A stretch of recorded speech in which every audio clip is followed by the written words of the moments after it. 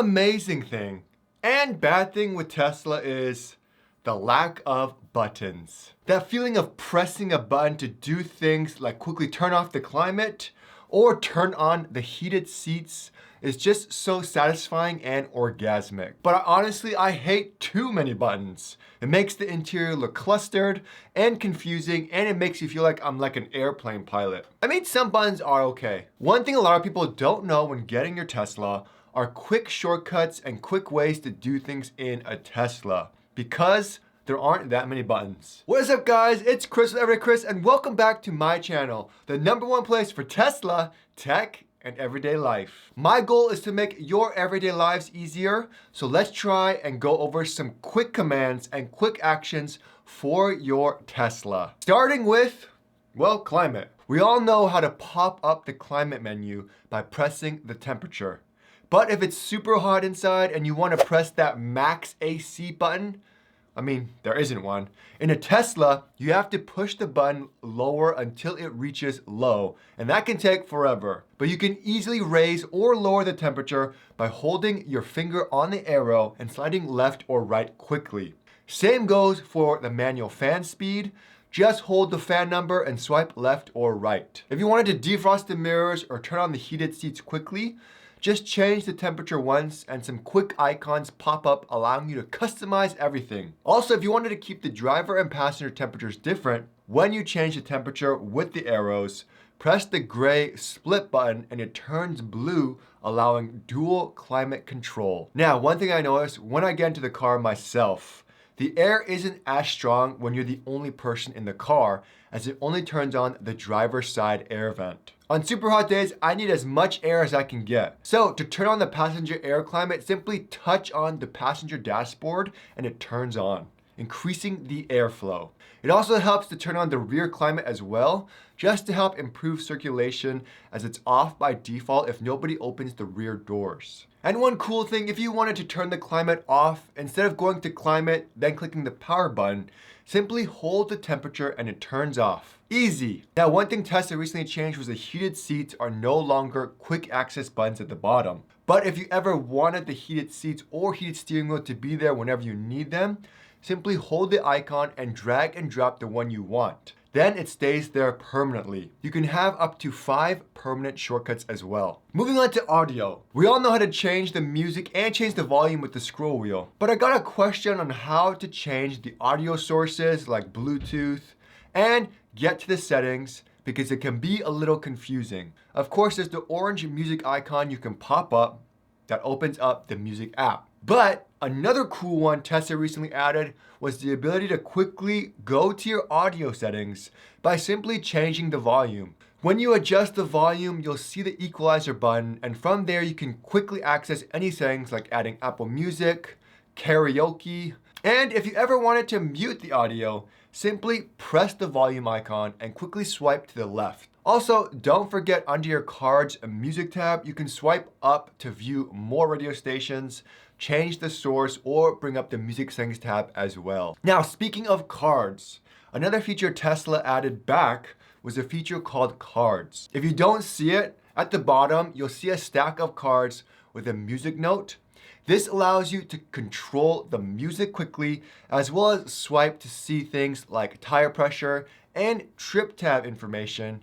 And the trip tab info is all customizable in the trips tab. You can, of course, do all the same things in the menu, but it's just more presses. So this makes your life easier. Now, Tesla does a great job with their automatic headlights and high beams. However, if the auto high beams are annoying or you want to turn off the fog lights, without needing to go in the menu, as long as you see the headlights icon on the left, all you have to do is press that icon, and at the bottom near the cards, you get a mini quick menu that allows you to turn your auto high beams on or off, change the headlights from auto to on, and all that good stuff. And if you want to access these settings and your headlights are off, just quickly turn your high beams on real quickly to enable that settings menu. Now, I'm sure you already know how to quickly go from home or work, but let's say on your schedule you have to go to Costco at a certain time. When you get into the car can actually automatically navigate you to that destination. Or if it knows you go to work during a certain time, it can automatically route you there as well. Also, if you ever wanted to see a list of your calendar synced events, you can simply press the time on your screen and all that pops up. And while you're on navigation, if you ever have something blocking the navigation, even though you get a small icon above your driver display giving you information, if you press it, it opens a bigger map. By now, you should have all set up your settings, like your driver profiles and all that good stuff. If you haven't, why haven't you watched my beginner's guide to driving a Tesla and all those settings yet? Anyways, when you're on a specific profile and you change, let's say the lumbar support or move the seat slightly so it's more comfortable, where the cards are, you can quickly save those new settings to that profile. And before, you could have popped up the mirrors and steering wheel quickly, but for some reason they got rid of it, but I'm sure they'll bring it back in another software update because I think it's a useful feature. But to quickly change your mirrors or your steering wheel, all you have to do is press the car icon on the left and you'll see it just pop up right there for you, ready to go. Now this next one is a fun one. When you're driving and you engage autopilot, but the speed is too slow, instead of scrolling up with the scroll wheel quickly, all you have to do is press the speed sign and it'll quickly adjust to your maximum offset speed. And one amazing feature you should have enabled is automatic blind spot cameras when using the turn signals. However, if you didn't enable it because it decreases the space on your screen, you can actually quickly enable it or disable it temporarily by simply pressing the turn signal arrow. Now this next one, I don't know why they didn't enable it by default, but this allows you to quickly park your car in a garage or a parking spot if you have enhanced FSD or full self-driving. To enable this feature, you have to go to Autopilot and under settings, you have to disable hold to use summon. Then after going into park, double press the gray park button on the right, and you can press the arrows to go forward or backward. And when you leave the vehicle, the car will keep going until it detects something, allowing you to park easily. Now, with no wiper stock, the automatic wipers actually do a really decent job, and it gets better after every software update. To quickly bring up the settings, just like the high beams, press the gray button on the left gear stalk once to bring up the wiper settings. And now with the new software update, which I don't have because I'm on FSD beta, so it's a different version. When will it ever be the same, Elon?